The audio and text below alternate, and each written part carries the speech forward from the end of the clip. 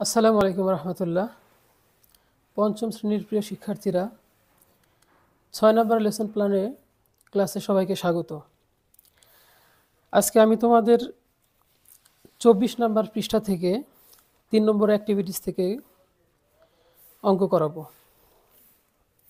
আজকের অঙ্ক হচ্ছে কয়ের এমন মান নির্ণয় করো যেন গাণিতিক বাক্য সত্য হয়।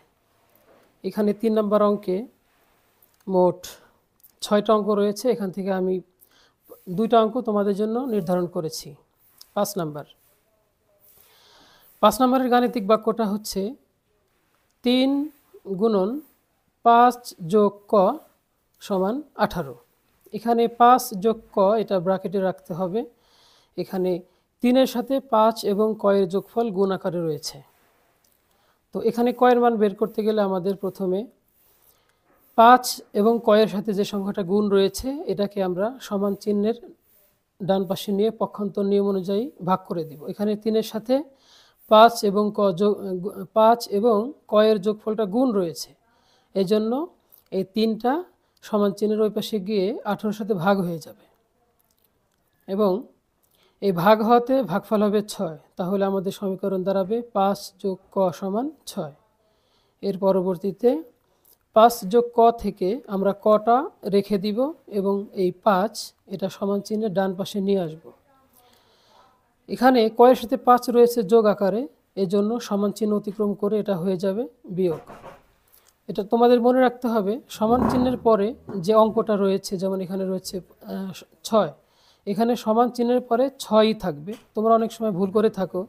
এখানে তোমরা যেটা করো, 6 থেকে কি 5 বিয়োগ হবে নাকি 5 থেকে 6 বিয়োগ হবে, এটা তোমরা অনেক সময় এলোমেলো করে ফেলো। মনে রাখবে, সমান চিহ্নের পরে যে অঙ্কটা থাকে সেই সংখ্যাটা তার জায়গায় স্থির থাকবে। সুতরাং সমান চিহ্নের পরে থাকবে 6 আর বাম পাশ থেকে যে 5 এসেছে এই 5 এর সাথে বিয়োগ হয়ে যাবে। তো আমরা পরবর্তীতে দেখি ক এর মান আসে কত, 6 - 5 সমান 1। তাহলে এখানে নির্ণেয় মান হচ্ছে 1, অর্থাৎ এই সমীকরণে 5 নম্বর সমীকরণে ক এর মান যদি 1 হয় তাহলে এই গাণিতিক বাক্যটা সত্য হয়। এরপরে 6 নম্বর অঙ্কটা দেখো। 6 নম্বরের গাণিতিক সমীকরণ হচ্ছে ক যোগ, এখানে 6 নম্বরের গাণিতিক সমীকরণ হচ্ছে ক ভাগ 5 গুণন 4 সমান 28।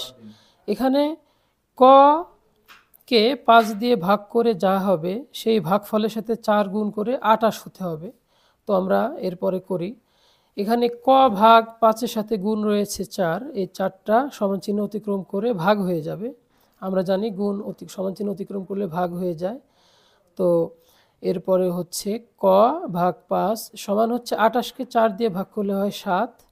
তো তারপরে এখানে ক সমান, এখানে ক এর সাথে 5 রয়েছে ভাগ, সুতরাং সমান চিহ্ন অতিক্রম করে এই 5 হয়ে যাবে গুণ, ভাগ ছিল হয়ে যাবে গুণ।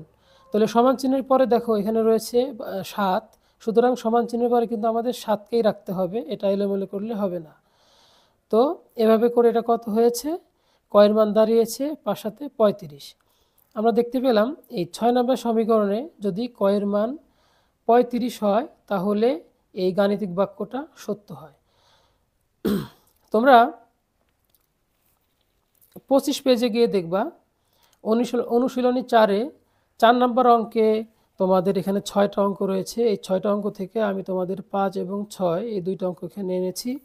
আমরা অ্যাক্টিভিটিস 3-এ যে 2টা অঙ্ক করেছি ঠিক এর আলোকেই এই 2টা সমাধান করতে হবে। তোমরা যদি ভিডিওটি বুঝে থাকো তাহলে এই 2টা অঙ্ক খুব সহজেই সমাধান করতে পারবে। তো আশা করি বুঝতে কোনো অসুবিধা হলে এটা বারে বারে দেখবে, তাহলে কোনো সমস্যা থাকবে না বলে আমি মনে করি।